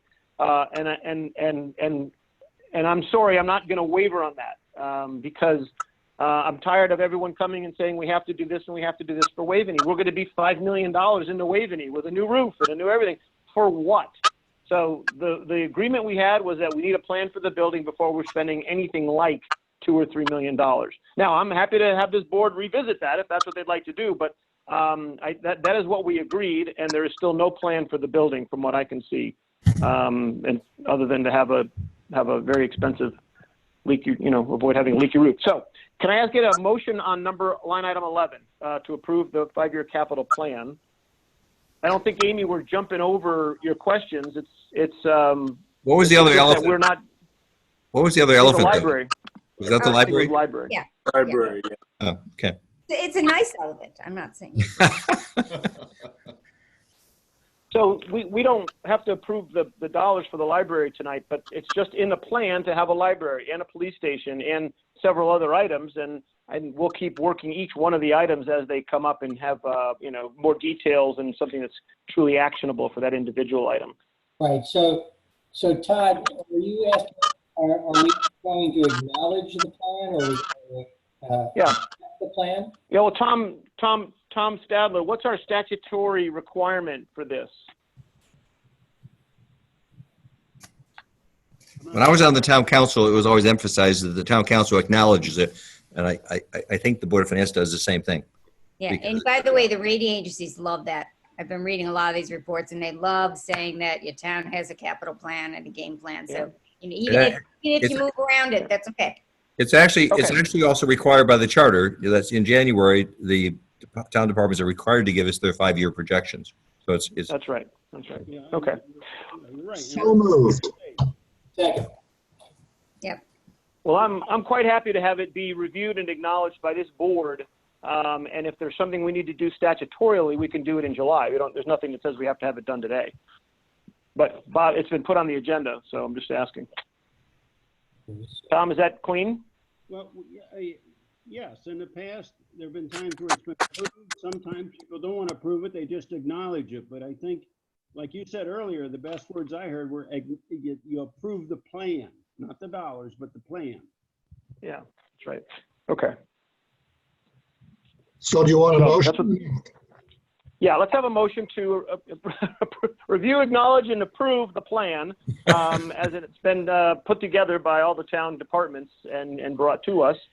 Unless there are any questions, I have a motion. Yep, Chris, a second. I'll second. Any other discussion? Okay. All in favor? Aye. Opposed to the acknowledgement of the approval of the plan? No no's? Okay, so moved. Thank you. Good. Okay, let's go through the individual items then. Do you want to take it from there? Kevin, Sure. do you want to talk, or Linda? Okay. Yeah, actually, just by summary. Oh, go ahead. Linda's going to do this, but I do think we have to, item F, Waveney House. Tiger has some information, and I didn't get the update, Tiger, as to whether or not, in talking to the contractor, where you stand. All right, no problem with that. I understand. I understand there's new news, and I'm happy to have that new information shared for sure. So okay, Linda, on the ambulance. Sure. So you have in front of you a series of resolutions for you to review and possibly approve. The way that we've grouped these resolutions, and I've provided a summary sheet so you can see what projects are included within each resolution. So the ambulance is a standalone. Resolution number 2 includes all of these projects that are listed here for that total, and so forth. So that's kind of the organization of the resolutions. I thought this would be easier than trying to figure out what projects are included in the resolution. So you have that as way of summary. The reason we group these resolutions together like this, and this is something I think the Board of Finance recommended a year or 2 ago, is that within, for example, within the school resolutions, the resolution allows monies to be moved between these projects. They still have to come before you. We still come before you to do that. But in doing so, we don't necessarily have to draft a new resolution if, for example, one project goes under and another project is over and we have bonded dollars. You can use that $2.1 million between the projects rather than come back and adopt a new resolution. So we try to group these projects together within the department so that there is that flexibility. But we still come to you to make those requests. The one I would point out on the second resolution, the very first project here, you'll see the Saks cafeteria roof for a project amount of $300,000. It's not in the bonded column. It says use of existing funds. And so when last year you bonded the Saks school roof, that project came in under, and there are unexpended dollars in that project, and therefore you'll see that in the language of this resolution, it does state that for this project, we will use unexpended dollars from that project, which we've already bonded, as opposed to a new bonding. So that number is not counted in the total bonding resolution that's being discussed today. And that's the summary of the resolutions that you have in front of you. Okay, I think we need to take them one at a time, though, if you wouldn't mind keeping that up in the line item details. So, unless there's any questions, I'd start with line item A. We need a motion on the ambulance. Or any discussion, maybe before we have a motion, any discussion on this? Questions? I can't see if your hands are up with the way my screen is. Hang on a second. Speak up if you have any questions. Okay, Everybody- nothing? Everybody may be muted. You can't see who's muted. Todd, just a question. Are we approving them via each resolution, or do you want to do a resolution discussion and then approve it? Well, I would just start one at a time. The ambulance, the resolution's right in front of everyone. I think you're suggesting you want to read that and then we can have a discussion. I'm good with that. Do you want to read before discussion and before approval or not? If you could read the actual resolution for each item, it's a good discipline. Let's make sure we have it, at least the first full sentence. And then any discussion, then we could take a vote. We can do it for each one. Sounds good. All right, is everyone ready? All right. The ambulance resolution authorizing an appropriation of $210,000 for the ambulance 2020 project and the financing of said appropriation by the issuance of general obligation bonds of the town and notes in anticipation of such bonds in an amount not to exceed $210,000. Okay, any discussion? If none, motion to approve. So moved. George, second. Chris, okay. All in favor of the ambulance resolution, say aye. Aye. Aye. Opposed? None? Okay. So moved. Todd, could I ask a question here, which I hope Linda knows the answer to? None of these resolutions have the paragraph 10 or 11 that we had with the East School roof, Linda. And where the town council was going to have to make a finding that this is a necessary project in the emergency. Is that? Yes, and so. Is that? Yes, you're correct. Yes, We in talking to discussed Sandy. earlier. Yeah. Yep. Go ahead. Yes, in talking to Sandy, basically these resolutions, the first two that you did last month had that finding because those were emergency. And so these resolutions that are passing today without that finding would be referendable, if that's a word. Right, although it's not clear that we can have a referendum yet under the governor's orders. So the intention here is that we're willing to have these subject to a referendum. It's not clear that we could have a referendum unless the governor's, one new thing that happened in the last 2 weeks, they've given the ability to have mail-in voting, which there's some opinion could be used for a referendum. But we're still in a period where we're open to referendum on all these items. Sure. But it's not clear we could have a referendum under the governor's. Yeah. Correct. Yep. Okay. Yeah, no, I think that's right. I think it's business as usual in that regard. And hopefully people wouldn't referendum the schools or an ambulance. Okay. Letter B on the schools. B, schools. Resolution authorizing an appropriation of $2,448,500 for the school's 2020 project and the financing of said appropriation by the issuance of general obligation bonds of the town and notes in anticipation of such bonds in an amount not to exceed $2,148,500. Okay, any discussion? Yeah, go ahead. Can I be just clarification? I just want to make sure. So these capital projects that I haven't gone back to when we originally approved the budgets, this is what we approved with our final budget numbers, right? When we made the adjustments and maybe pushing some pavement out and stuff like this. So these are what we approved, right? And this is just getting the resolutions for those, correct? Except for the Saks cafeteria, which is really coming out of other funds. That was not. Yeah. Okay, thank you. Just wanted to make sure. No, good question. Other questions on these items? Okay, motion to approve.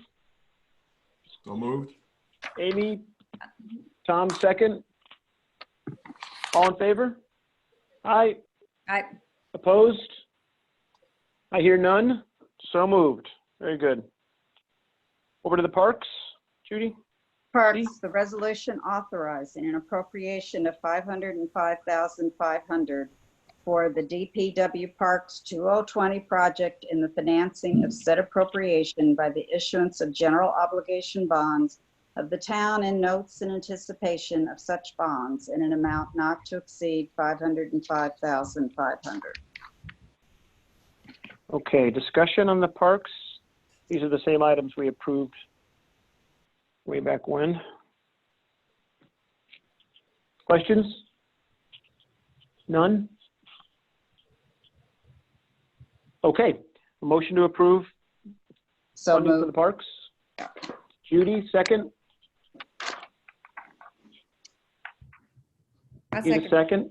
I'll second. Second, Amy, thank you. Okay, yep, all in favor? Aye, Aye. opposed? None, okay, so moved. On to letter D. All right, administration and engineering.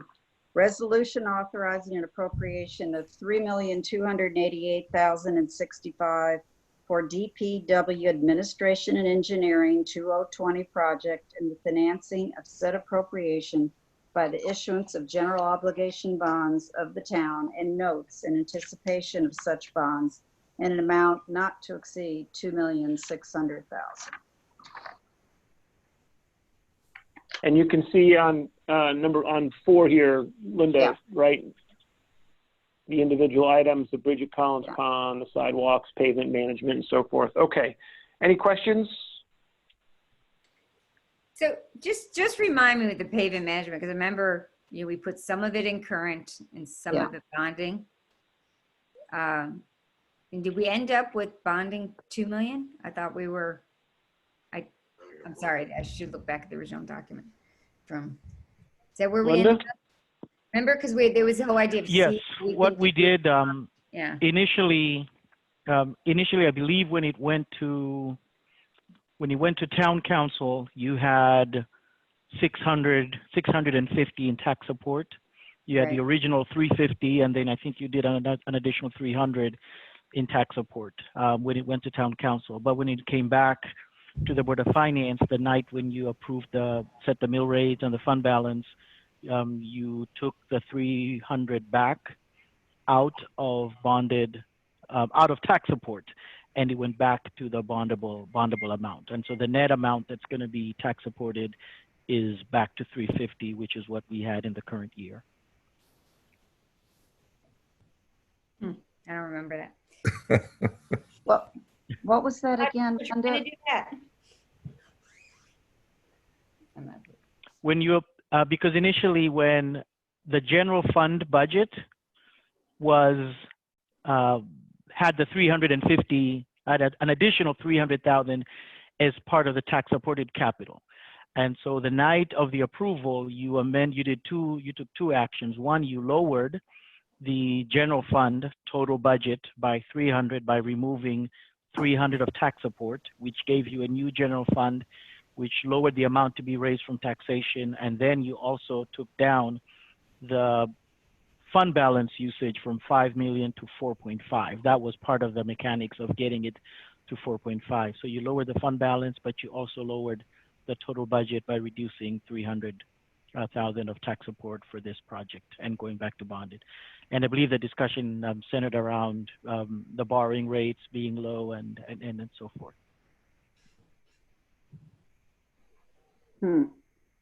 I think it had something to do with trying to keep the mill rate down too. I don't remember. We can get the video, Amy. Yeah. We did pay part. There was a lengthy discussion on this, yes. Didn't we pay part of this out of operating though? Of the Yes, repair? if you look at that, I think that's the issue here. 438. Yeah. right, the 438, you see part of that is others, yeah. Okay, so that's the other. That's what. Okay, that's the part that we moved in. All right, I got it. Yeah. That's the town aid road though. That's, it's it's LoCIP and the town aid road. That's correct. The TAR funds and the LoCIP funds. So we're not, okay. So there isn't anything else out of operating that was Yes, covered? we're still bonding it all. The discussion was really on, do you bond it or do you then, it was just whether or not you decided to keep some tax supported capital or you took the remainder out of the general fund balance. Yeah. you went back and forth several times on different iterations. Yeah, oh, I remember, yeah. Because I think the first iteration was bonding 1.65 of this, and then 350 in tax support, and then the 438 in the low SIP and the town aid road. Correct. I think the part that Amy is focusing on was the 350, which originally was going to come out of the paving budget as sort of like a step one towards moving the road paving into the operating budget as opposed to a bondable item. Yeah. And we had done that in the first draft, but then when we came back and we had the most recent set of numbers, we did, instead of taking 5 million out of the general fund to buy down the mill rate, we took 1.5 million, and part of the way we paid for that was to put the 350 back into a bondable item rather than a tax supported capital item. Okay. Okay, other questions and discussion? Okay. So motion to approve? The 3.28? Tom, second? Second. Second, George, okay. All in favor? Aye. Aye, opposed? I'm opposing it. Amy, one Nothing yep, one against you, opposed? Tiger. Nothing against you, Tiger. I'm good, Amy, don't worry. I just want, you know, and I know Any abstentions? it's about moving the No, money I'm sorry. around, but yeah. Okay, one opposed, it's fine. Okay, thank you. Town buildings, E. All right, resolution authorizing an appropriation of $1,375,620 for the DPW Town Buildings 2020 project and the financing of said appropriation by the issue of general obligation bonds of the town and notes in anticipation of such bonds, an amount not to exceed $1,375,000. And here are the items here, the Playhouse, Waveney, so HVAC snuck in there. Huh? Powerhouse Carriage Barn, okay. And the Cogen. Cogen was the big one, right, for the Board of Ed. Yeah. Okay, any questions? Comment? Yeah, Todd? Michael? Yep. Does it make sense to go ahead right now with Whitney House HVAC system engineering right now? It's just the plans. It's a plan. The thought was that we ran into an emergency situation at Lapham Community Center, and we wanted to avoid that situation. So we want to have a plan in place should the system have issues or fail. We would have a plan, so we would actually be able to implement immediately instead of having to rent a boiler for a number of months, and then while we develop a plan and then go out to bid. So the hope was to have the engineering in place prior. The difference here, though, is that we wouldn't replace a boiler. We would install a hot air system, which would be a major project, because you can't really, once those pipes in the concrete go, there's no replacing that system. Yeah. Correct. We'd be looking at something in the attic and something in the basement, feeding from both. And So even is this, Tiger, is this only the engineering plan? It's not any installation? It's just a plan? it's the engineering to be able to do it, I get, yeah, I understand that. So what is our anticipated cost of implementation? I guess that would be other thought. probably $1.5 million was the. Is that how much it is? Right. Huh. Yeah, it's a little bit below 10% of the cost. It is that $1.5 million in the capital plan for the 5-year capital plan? Is that? Well, we don't really have any expectation that the system is going to fail in the next 5 years, but it could, just like so. It's been going for 103 years. Chances are it's going to go for another 10. We hope we have 5 more out of it.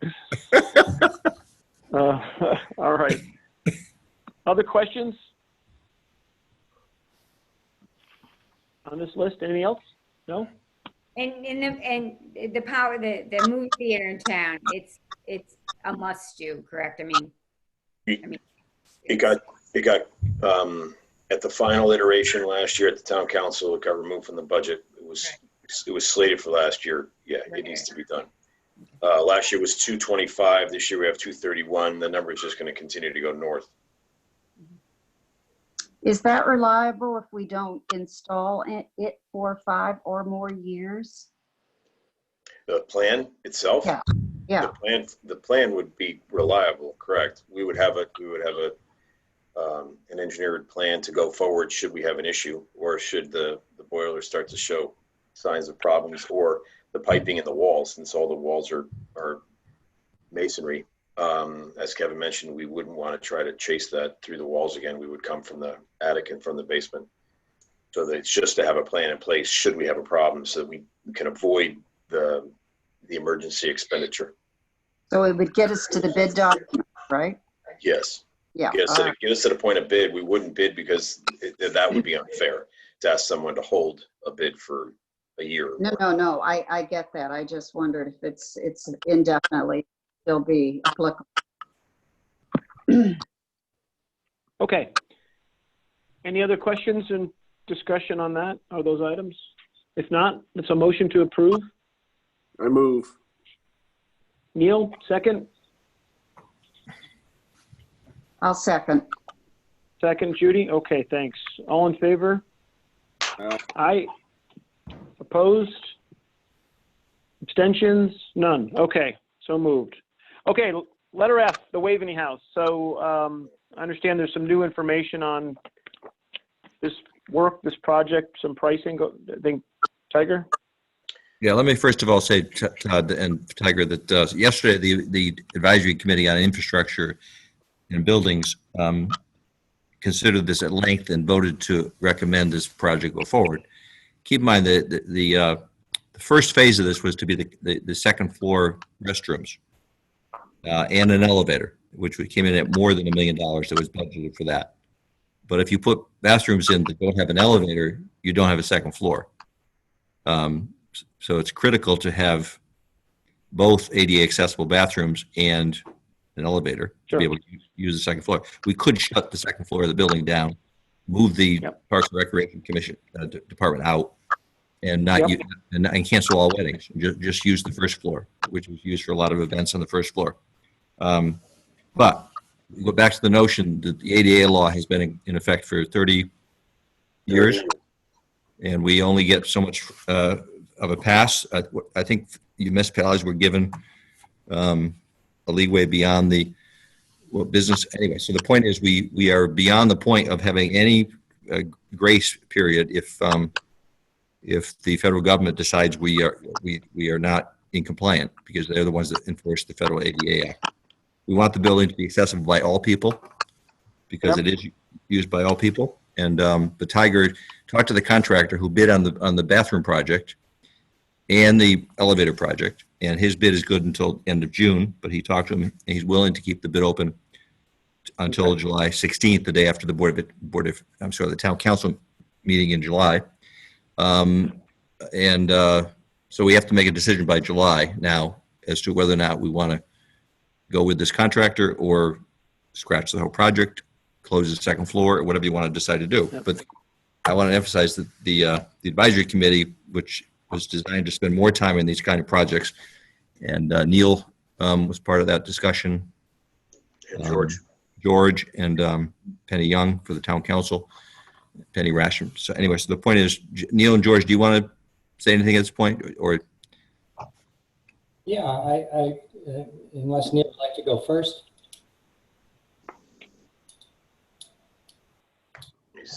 There we go. Yeah, I think the thing was that everyone echoed the same thing you did, Todd, about is the purpose of this. Why can't we hear what's going on? Why don't we know what the plan is before we fix it? Because we're going to fix, we're going to have a bathroom and an elevator to 2 rooms that are not clear on function. Then though, we went through the shuttering idea, which you know, shuttered building doesn't add much to a community, and this is an icon building.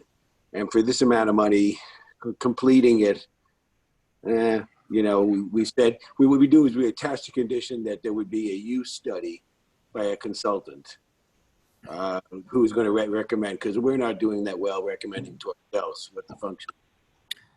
Yeah, there was a Waveney House committee that had had a college intern that did a use study. This has been studied kind of by amateurs. And the idea was to have a professional consultant come in and say, how can we maximize the revenues? We obviously haven't had time in the past 90 days to even think about this kind of project. So, right. Yeah. My take is similar. If we end up hiring an event planner to manage the facility and to maximize the revenue we can extract from it, all of that is going to be conditional on the building actually meeting federal statutory requirements. It has to be ADA compliant. So we can do the moving the building into compliance and the planning for how do we maximize the revenue from the building. We can do that in parallel. We don't have to do that sequentially. And Tiger believes that we get a better price if we move on the ADA compliant stuff now. So that's why I support actually including this in our bonding projects. You know, having spent a lot of time with the buildings committee, which grew out of the Waveney study committee, you know, Waveney continues to be an enormous conundrum for us. We spent a lot of money fixing the building. Somebody once said it was our town bauble, you know, our little luxury. Waveney engenders so many strong feelings from people, you know, and I know people have looked into the revenue producing things, but a lot of people don't want to necessarily have a commercial enterprise in Waveney that, you know, the weddings are basically people from out of town. The venue's small. It doesn't really work for that. It has so many challenges, and, you know, maybe a better option for it is to be a community center and switch some of our community facilities over. It's just a real struggle on Waveney, because I would tell you, every time you bring up something, somebody says no. I mean, we were in a building committee and we brought a couple ideas up, and I was told straight out it's going to go to referendum. No. Waveney is a big place for people to say no. But we keep putting a lot of money into something that we refuse to let the community use it. We have a library there that has been locked for 20 years because somebody has keys. And so I'm not sure hiring a professional group to do it is going to do anything, because you're still going to have people saying, no, I don't want it to be X, Y, and Z. So, you know, I don't necessarily think it has to be revenue producing, but I do think it has to be used. You know, and I don't know how we get it to be used. Maybe it's more of a community center or something, but these are big numbers we keep putting in, and every time you turn around with Waveney, it's a big number. So, I know Tiger said you got the bids. You know, I was on that, you know, the committee for the that kind of ended up saying, well, the ADA doesn't work this way. We have to expand it. So, you know, I'm not. Is this bid for the bathrooms as we discussed and the elevator, or I don't even know what the scope of the bid is, because then there's a next stage of raising up levels and all that stuff. So it's Waveney's a tough one, because we keep putting money into it, and every time we put money into, people say you can't use it. Sure. And it's also not based on economics. No, and that's okay if we just say it's going to be a community, but we can use it. The idea that we put all this money in, but we still don't get to use it. You know, that's right. You know, people in charge don't let you use this room, and it's crazy. Yeah. It is actually Being pushed by weddings is nuts, because most of the people who have weddings there don't live in New Canaan, and they just do it because it's cheap. But it's, you know, they make $120,000 on weddings. 140. On the other hand, it is cheap because it's not a Class A wedding venue. We could spiff it up more and charge more. But then those are, I was just adding. But again, the trade-off is, money. yeah, it's actually used 50 or 60 times a year for weddings. It's just, I don't know. Look, there's a $4 million in the plan we just quote acknowledged. You know, for Waveney, I think we have to. On the roof, and we already spent money in the No, windows. I know. I mean, I understand. Yeah. But we don't get to use it. It's also a $25 I million. understand. It's a $25 million building, so. So look, Yeah. we all understand that. I think there's this conundrum of let's put the money into it and then have a plan, or we can, I'm kind of the let's have a plan, then we can put the money into it. And I at $4 million, if it's 100,000 or 300,000, it was really accessible to do one thing, but 3 to 4 million over the next couple of years, I'm sorry, team. It just strikes me as extremely unrealistic for us to not have a plan. I don't even know who has the governance over Waveney. Who determines whether you can do this or that? And how does those decisions get made? So I understand your point, Tiger. I think we have a month. Kevin, again, I don't know who has the governance and responsibility and to put together a plan for Waveney, but I just don't think it's fiscally responsible for us to think about putting $4 million into a building that is, there's a lot of places we could put $4 million. I don't, everyone going by the shuttered building, you might feel differently. No, exactly. And also, both Tiger and I have a legal obligation to make this building ADA compliant. So we either decide to shutter the second floor. Of course. Yeah. I personally love. I'm not asking you to break the law. I'm not asking you to break the law. You got to do what you got to do. If you have to shutter it, shutter it. I just think we've got to, unless this group is voting for $2 million with no plan. I can tell you right now, if I'm the town council, I'd be laughing. Or why would they support that? I struggle with throwing money into there without a plan. I don't think it's unreasonable for us to ask for a plan. We ask for a plan for everything.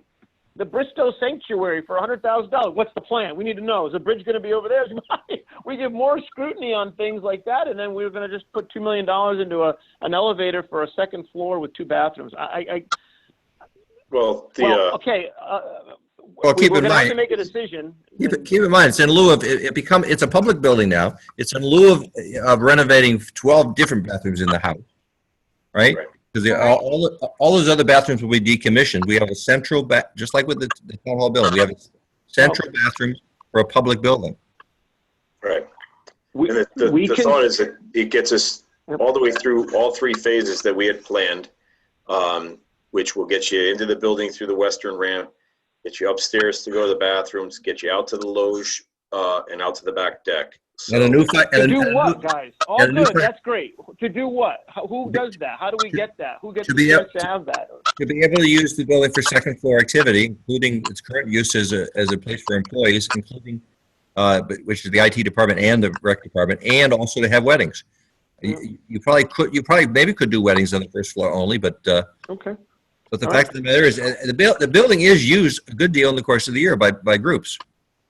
Well, could I ask this then? Could someone put together all the ideas that were just thrown out in the last 90 seconds into a little bit of an overview for this group, and we will take it up in July, and we will vote up and down, yes or no, on this funding. That's all I'm saying. I just think there has to be some detail around it, not just we need $2 million for an elevator to nowhere. Right. Okay. We also need some expertise, somebody who's going to add some value, not the person who's the cheapest college intern doing a study. All right, but yeah, I mean, I do think at some point we have to fish or cut bait on the whole idea. So completely agree. I completely agree. Can I just add one thing? Whatever you decide in terms of expertise or guidance here, it should include the walled garden, because right now the walled garden is only used if you're having a wedding. You can still open up downstairs of Waveney House for multiple use.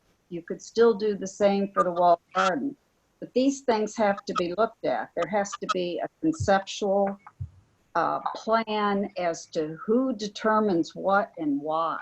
There isn't now. It's one or the other. Well, at the same time, the Waveney Conservancy is doing great work on the outside, and they're about to adopt their new 5-year plan. They've done 5 years. Agree.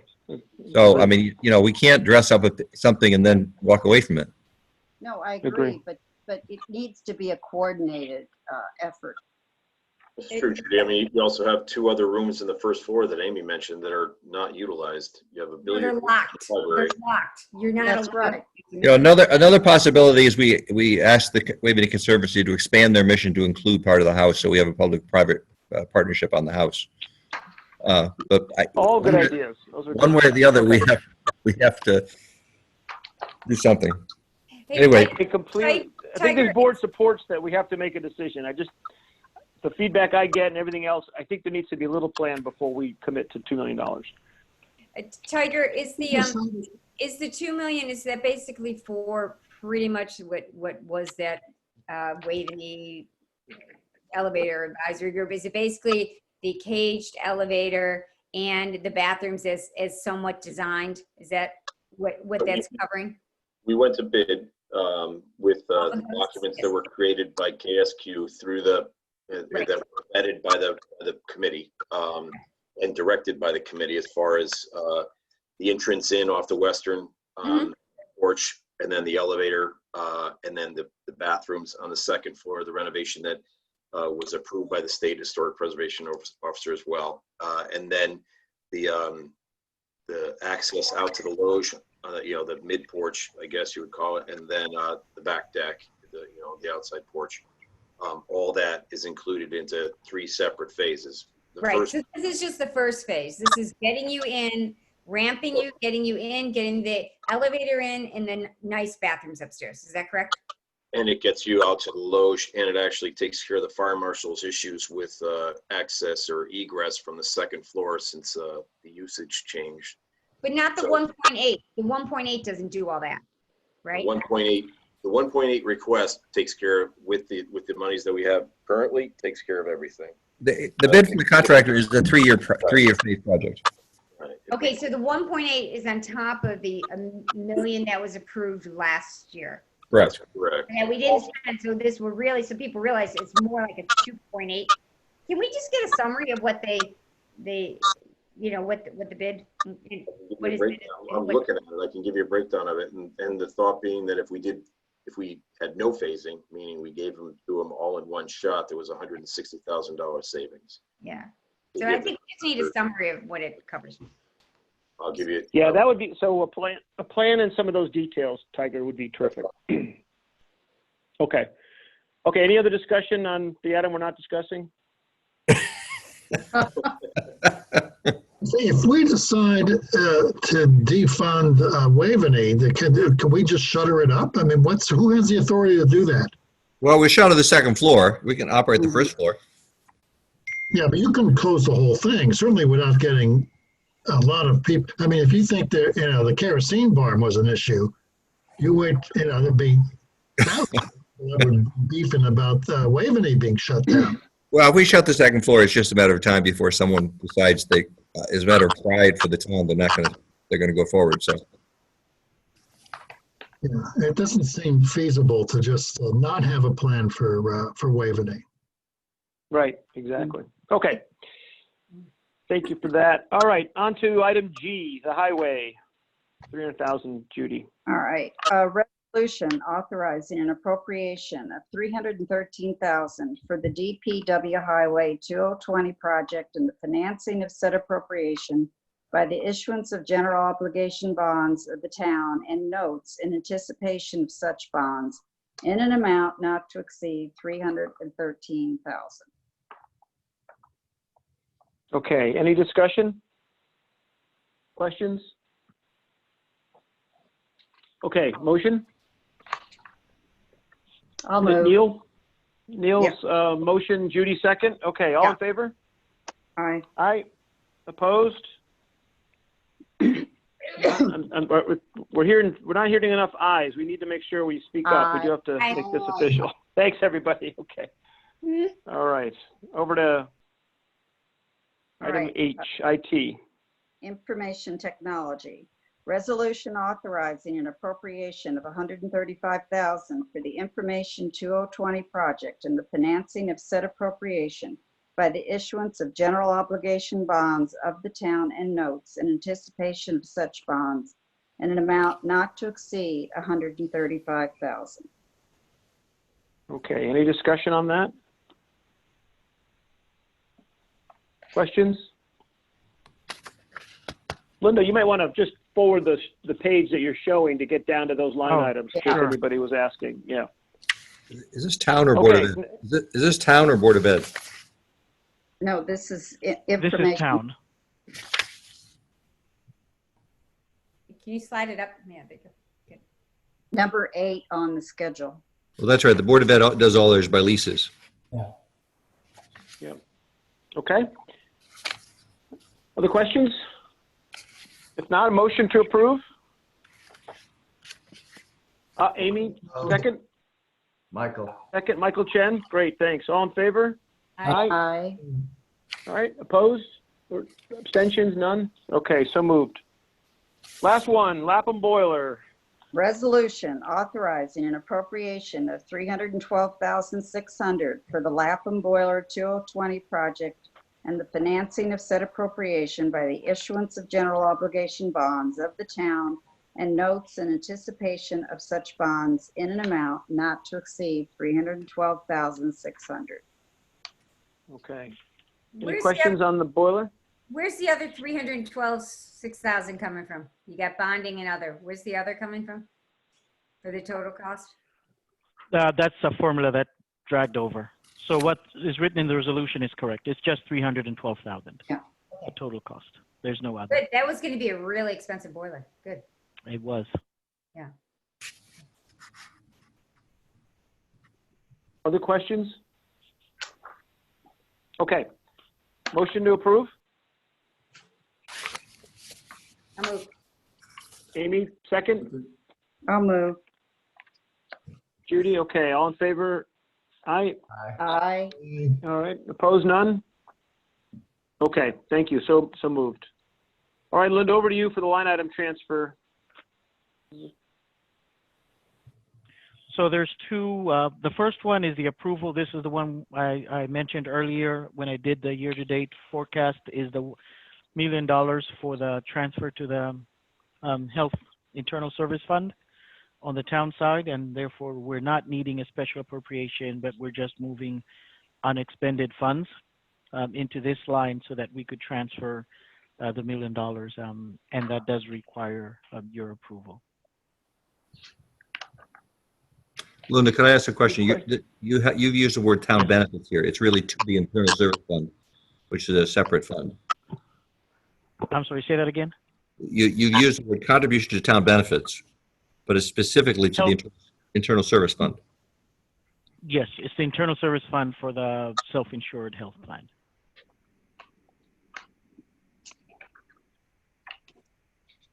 Okay. Okay, questions? Any other questions for Linda on this? If not, we need a motion to approve the transfer. So moved. George, second? Second. Second, Tom Schulte. Okay, all in favor? Aye. Opposed? None. Good. So moved. Thank you. All right. Anything else, Linda? On the list here, looks like that's it. The last item is just a review of line item transfers. They don't require approval. Okay. Did anyone have any questions on those transfers, those other ones, the remaining items he's referring to?